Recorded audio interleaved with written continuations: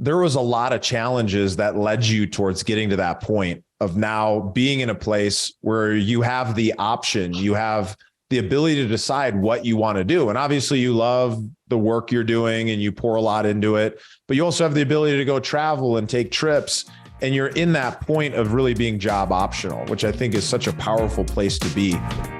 Welcome to the Name Your Numbers show presented by the Investor Mindset. We're on a mission to help create financial independence for over 1 million investors. And when you name your number, the number that you want to earn passively every single month that creates your ultimate quality of life, then I believe you've achieved real freedom. And in today's episode, I'm excited. I've got Devin Burr in the studio today. How you doing today, Devin? I am great, man. I appreciate you having me and just excited to serve and see how we can touch people around the world and create positive impact. So thank you so much. I love it. And I'm grateful to have you here. And for those of you who don't know Mr. Burr, as we know him, Devin started in the mortgage and refinance business back in 2005, and he's been full-time in real estate since 2019.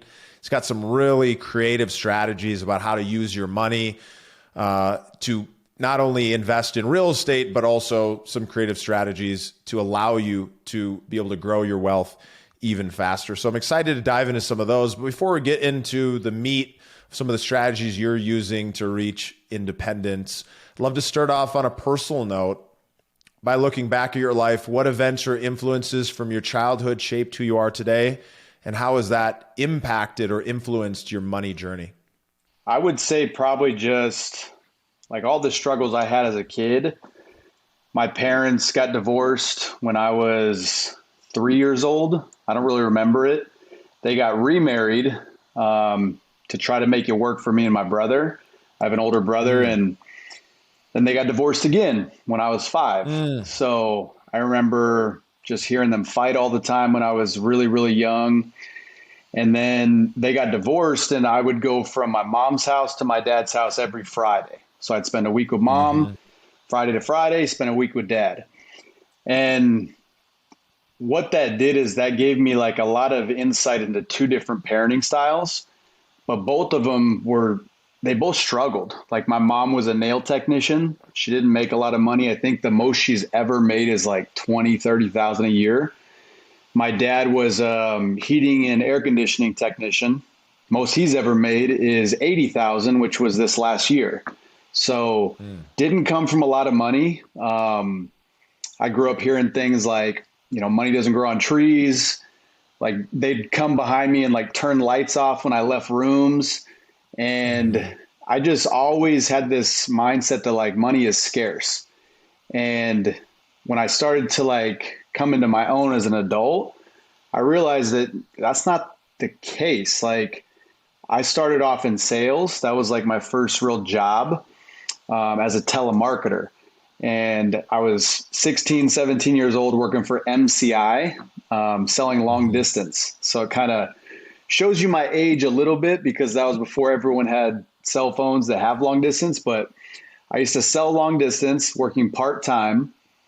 And I worked 5 hours a night in high school, making like $1,700 a week. So I'm thinking I'm making more than my parents as a high school kid working part-time. Like money's not scarce. It's just how hard are you willing to work? And you have to be able to serve more people. So I really learned early on that like you can shape your life financially. You just have to know how, and then you just have to go do it. Yeah. It's so true. And it's so interesting because when we grow up with those beliefs, when we grow up with the beliefs of scarcity around money, when we see those actions and those behaviors, turning off lights, talking about the lack of money, fighting about money, we start to associate that, oh, well, it's not really available to us. Like maybe we're not those people who have a lot of it. And so we just start thinking, hey, well, we have to really be tight with it. And from that perspective, it can really limit us.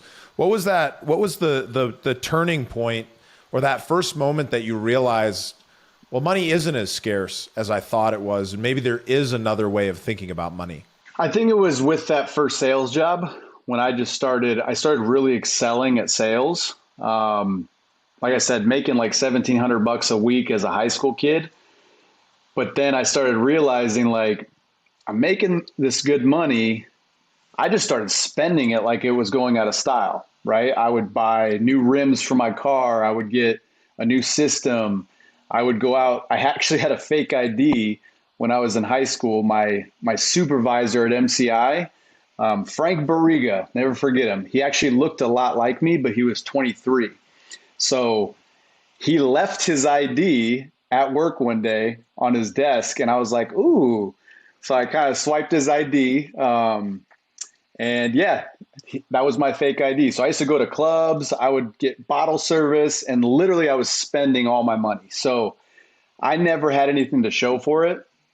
And that literally went on for my entire 20s. Like I would make decent money, spend all of it. And then at 31, I found myself bankrupt. I had $300 to my name, couldn't afford the apartment I was living in with my daughter. I was a full-time single dad at the time, and I'm about to be homeless because I fell on hard times, and at that point, that's when I really decided like, okay, I can make more money. I've done it in the past, but I need to stop being stupid with money. Like if I can make money, but then actually have the money work for me instead of me always having to work for it, that's when I can actually start getting ahead. So, Tell me, are you financially free today? I am, which is pretty cool. I mean, we've been traveling a bunch, and the fact that I'm able to do that, I don't have to work anymore. Passive income, we're up to about 30,000 a month. So my bills aren't anywhere close to that. So I'm not like the wealthiest and richest person by any means, but I don't have to work anymore, which is just such a cool feeling that I can just kind of do whatever I want, when I want, with who I want. And if I want to work, then I can make more money, but I don't have to. Yeah, I think it's such an important place to just underline is like there was a lot of challenges that led you towards getting to that point of now being in a place where you have the option, you have the ability to decide what you want to do. And obviously you love the work you're doing and you pour a lot into it, but you also have the ability to go travel and take trips. And you're in that point of really being job optional, which I think is such a powerful place to be. What was the strategies that you used to get to that point where you could start having that type of income coming in? Well, it started off really with leaving my job. So I was doing mortgages and I left that in 2019 to just become my own boss. I wanted to really have my effort build wealth for me and my family instead of that effort build wealth for the company I was working for. So when I left my job, October of 2019, I started doing wholesaling and flipping houses. And I did pretty well quickly. By March of 2020, I had done 8 real estate deals, 0 marketing. I didn't spend $1. I would just go to local meetups and I would scour Instagram to find out where people were going to be at. And I would just go introduce myself. I would just go make friends with people. And by doing that, I was brought in on deals. And yeah, I was doing well, but I had started realizing that if you wholesale a deal, if you flip a house, you're making capital gains income. So you're still taxed pretty high. Yeah. And taxes suck. I hate taxes. To this day, I can't stand them, right? I think I'm like every other American. So I started thinking like, well, how can I pay less taxes? And I started researching. And if you hold on to properties, if you own them, you can start writing off depreciation. You have different write-offs you can take so you can lower your taxable income. And then you just pay less. So I'm like, all right, how can I start holding on to properties? I knew about this method called the Burr method: buy, renovate, rent, refinance, repeat. My last name is Burr.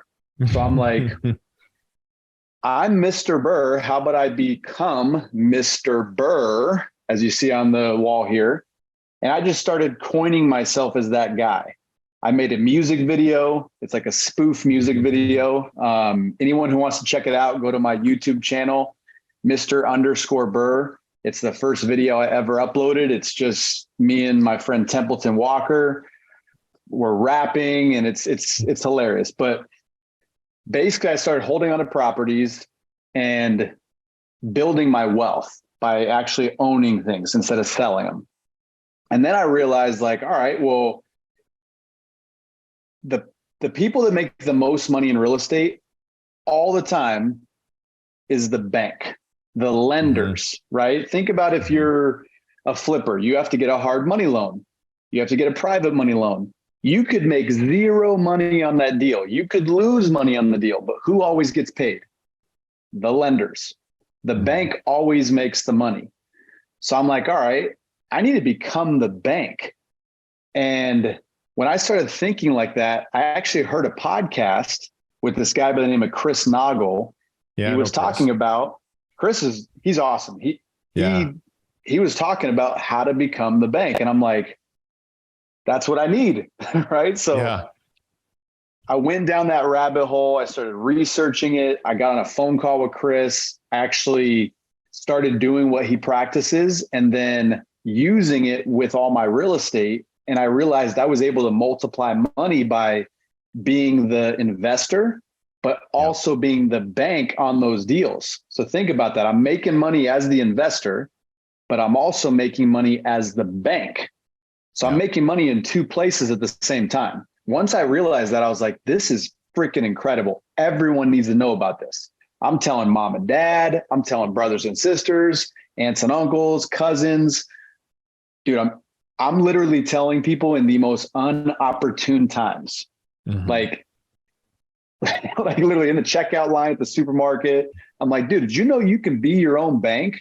And then I'm explaining it to them and everyone's looking at me like I'm crazy, but it was changing my life. So I knew as a kid that barely passed high school, I passed with a D average. As a kid that stumbled through his 20s, was bankrupt at 31, rock bottom. If it could work for me, it can work for anybody. So I'm like, let me just share it with as many people as I can. Well, I think what's so great about that is when you find something that you're passionate about, when you find something that's really helped you and you want to share it with everyone else.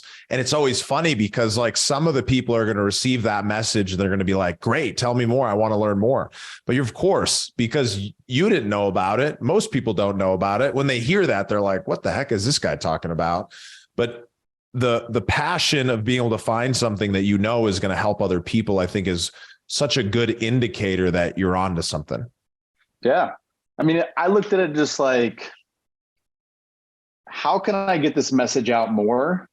And the easiest way to get a message out that is free, social media. So I just started putting out videos about it. My third video, it was me sitting in my car talking about how to get all the money back for any car you'll ever buy, drive, and own by using the concept of being your own bank. I went to bed, woke up the next morning, I had 17,000 followers like that.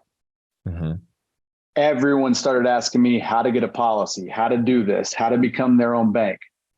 So I kept making more videos. And then I realized like, all right, all these people are asking me how to do this. What I was doing was sending them to Chris because that's how I did it. I'm just sending them to Chris, 10, 15, 20 people a day. And then it hit me one day. I'm like, why am I giving all this business to Chris? Why don't I be Chris and be the guy that sets up people to be their own bank? So March of 2021, I started doing that. And since then, I've set up over 1,300 people to be their own bank. That's added a whole nother stream of income for me. This year, I'll make probably $1.3 million just from that. And it just came from helping people do what I learned. It's been incredible, man. Yeah. What I really hear here summarizing is, number one, you started using the Burr method, which is really buying rental properties, doing some renovations, pulling out the cash. Then second, you started using infinite banking as a tool to take the money that you had earned, putting it into a policy, doing that in a unique and creative way, and then lending that money back to the real estate company that you created in order to be able to continue to have that money investing and moving for you. And because you're borrowing money at one rate and you're lending at another rate, you're making a return on that. So you're making a return in two different ways. And then the third thing you did was you built another business, a consultancy, an insurance agent business, essentially, where you're taking those qualified people and you're bringing them through a process, teaching them some of the same things that you've been able to learn. And that's led you to creating more earned income that you're then able to invest. And so I think it can be a really great example of, regardless of where you're at today, the key thing to figure out is how do you make money and then how do you multiply it? So you got to make money through the active business, through the activities you're doing, through maybe going and finding a new niche or something that you're passionate about that you can deliver value to other people. You earn that income, and then you multiply money by going and investing, and you're bringing something unique to the table by putting that money into an insurance policy, which is another form of investing, and then being able to use the money from that cash value life insurance policy to then reinvest back into the real estate. So from the investing perspective, how would you say, from a time perspective, what's the split of where you're spending your time? Are you spending 10% on real estate? You're spending 50%? Talk to me a little bit about that. So I'm glad that you actually mentioned it was a life insurance policy, because I try to refrain from mentioning that. As soon as I mention it's life insurance, people's like blinders go up. They just think it's some sort of scam, but they think of like a regular whole life insurance policy. What we do is totally different. It's not built for the death benefit. It's built for the cash value. Yeah. So yeah, as far as split goes, I would say most of it now is geared towards how can I create passive income? Like my Airbnbs, that's what I own with the Burr method, all Airbnbs. They're not really that passive. There's a lot you have to do with them. So I'm actually in the process of selling them. They've got a bunch of equity because of how we've done the deals. So I'm going to take the cream off the top, put that money into policies, because that money is guaranteed to grow once it goes into an insurance policy. And then I'm going to take it and lend it out. So I'm just going to be the private money lender. Right now, we have about $800,000 lent out to private deals. So right there, we're making like 9-10 grand a month passive just from that. And that is literally passive. You don't have to do anything. You just get checks in the mail. So most of my energy now is spent on just creating videos so I can get people into a funnel and they can watch a video that shows them how infinite banking works. And then they get on a call with someone on my team. I used to take all the calls. Now I just have my team do it. And they set up a policy. And then from there, I'm just focused on building relationships. How can I get more money moving? How can I get more money growing without me having to work at all? So that's really the thing. I don't spend a lot of time on real estate. I just kind of try to make creative videos, spend the rest of my time traveling and doing cool stuff.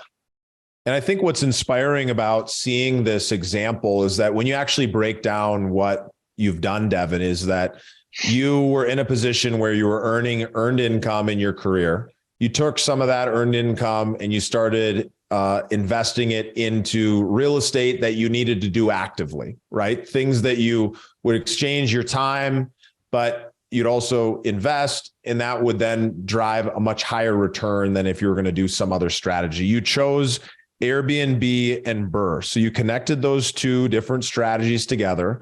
You go out and find a property, you renovate it, you improve it, you make it a lot better. And then you go back to the bank and you refinance it, you pull out some of that money, and then you own it, ideally free and clear, or at least with not a lot of the original cash in it. And then what you've done is you just continue to repeat that process. But while you're repeating it on the next deal, you've gone and started renting these properties out on Airbnb. And why do it on Airbnb? Because you're able to get, a 20 or 30% higher return by going and doing all of that extra management work of running a hospitality business to increase your cash flow, which then increases the amount of money that you're earning on each individual deal. And then you really found another strategy of being able to create more income at a higher level using some things that you're passionate about. And now you're really looking to move from that growing phase where you're looking at, hey, how can I do things to make money and continue to grow that little pot of money I have? And now what you're looking to do is, hey, I want to go to a phase where I'm more passive. And see, this happened within, a couple of years, depending on if you're listening to this could happen within a couple of years. It could happen within a decade or two. It just depends on what's right for you. But you've moved from that growth phase into the passive income, the cash flow phase. And so now you're finding a new strategy where you can actually lend out that money on a fixed note or some type of note plus equity type opportunity that's going to then drive returns for you without you needing to do all the work or take as much risk as you were taking when you're the one who are managing it. 100%. I look at it this way. The most valuable currency that we all have, it's something that we literally spend, so it is a currency, is time.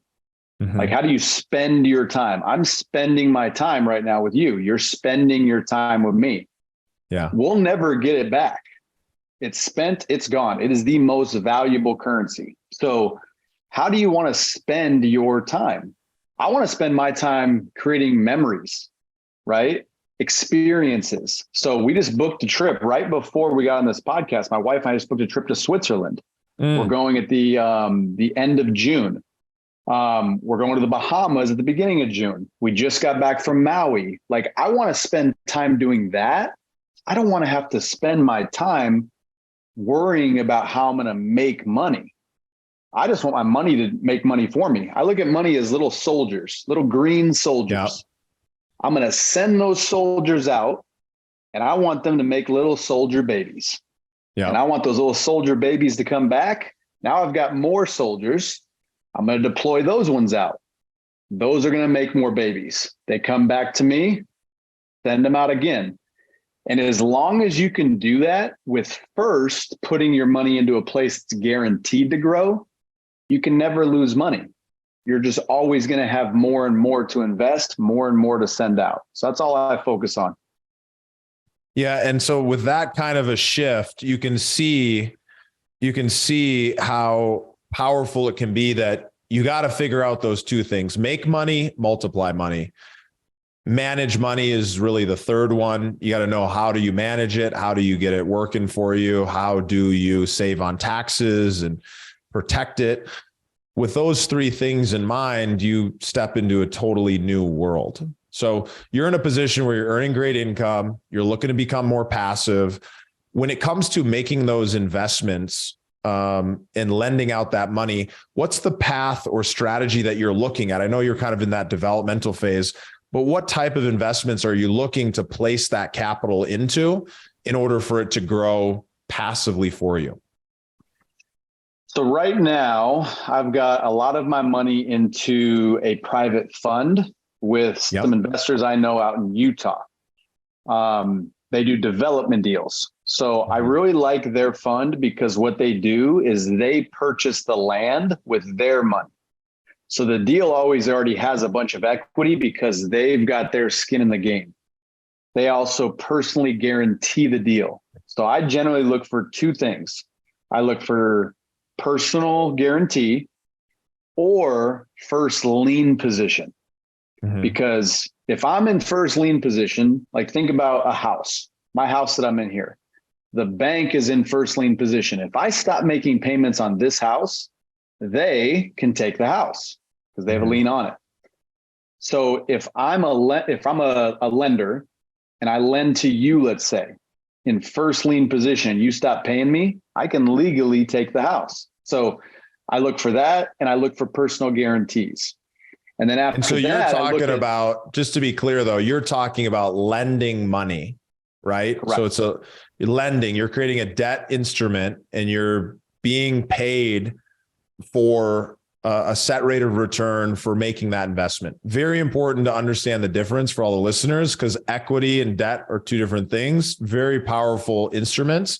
And what Devin's talking about is actually lending debt. Yep. I think the problem with real estate is there's so many ways to make money with it. Yeah. So many ways. There's wholesaling, there's notes, there's sub two, there's flipping, there's the Burr method, there's, you name it. There is every way possible to make money in real estate. I think the key is finding out what you really jive with, what really makes sense to you, and then just diving into that. Figure that out to where you can have that just fully run itself, then start trying to do other things. For me personally, I want to have cash flow.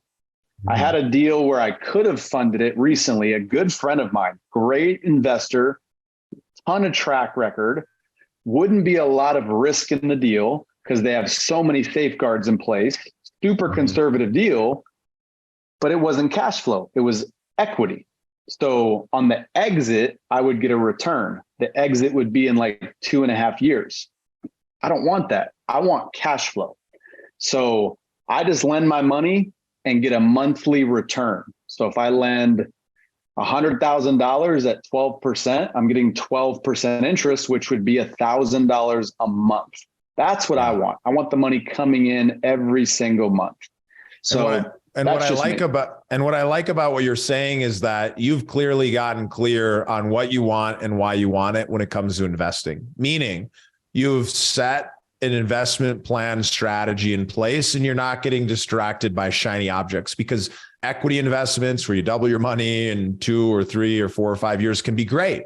But if your goal is cash flow, then you need to look past those, or at least keep them within the amount from a percentage allocation perspective in that bucket to whatever it is that you've agreed upon for yourself. And so by being intentional, knowing that you're looking for passive income, it allows you to really focus in on only those kind of investments. So I think that's really great. Well, I'd love for you to share, Devin. I've got one more question for you and then we'll wrap up. But I'd love, before we get there, share where can people follow you and how can they learn more about what you're doing online? So you guys can follow me and find me on any of the social media platforms under Mr_Burr. That's B with 4 R's. So Instagram, TikTok, YouTube, I guess Facebook. I don't really get on Facebook much. I don't know if anyone does besides my parents, but yeah, so just follow me on there. I'm always giving just a ton of free information. And then if you want to learn more, there's a link in my bio on each platform where you can really start learning more about what I'm doing, how I save on taxes, how I do the infinite banking concept, different ways that I actually get money moving. It's all in the link in my bio. So click that, check it out. I love it. Well, this has been really great hearing about your story, how you've actually gone from more of an active role. You're moving more towards a passive role because you've kind of reached that goal that you were looking for. What is your advice for those listeners as we wrap up? What is your advice for those listeners who are on that path towards figuring out what is the right direction for them to go in order to achieve that financial independence that they're looking for? Man, good question. I would say run your own race. Don't worry about anyone else. There's a reason that racehorses have blinders on, and it's so they don't see the 2 horses next to them. They run their own race. There's so much power in that, because if you start looking at everyone else, you're going to compare yourself with everyone else. I did that very early on when I was in real estate. I started looking at Pace Morby. I started looking at Jamil Damji, Justin Colby, all these guys out here in Phoenix that were crushing it. And I knew them from going to meetups. I'm like, God, they are killing it. What am I doing over here? When in reality, if I step back and look at it as a brand new investor spending $0, which they do not do, they have a lot of marketing that goes into what they're doing. I was spending $0 and I had 8 real estate deals in 3 months. I was crushing it for my race, but I was looking at everyone else and what they were doing. And what happened is when you compare, comparison is the thief of joy. I started getting in my feelings and thinking, man, I'm not doing enough. I started getting down and out. And then I started really just kind of being depressed because I was focused on them, not on myself. So what I would advise everyone to do is just focus on you, focus on your path, because your path is exactly what it should be. Just continue to get better than you were the day before, and you'll have no regrets. You'll crush it on your timeline. Everyone else's timeline doesn't matter. Man, so good. Such great advice. Follow Devin at Mr._Burr on all platforms. Really appreciate you joining us today. And we'll see you all on the next episode. Appreciate you having me, brother. Thank you for listening to the Investor Mindset Podcast. If you like what you heard, make sure to rate, review, subscribe, and share with a friend. Head over to theinvestormindset.com to join the Insider Club, where we share tools and strategies from the top investors and entrepreneurs on how to take it to the next level.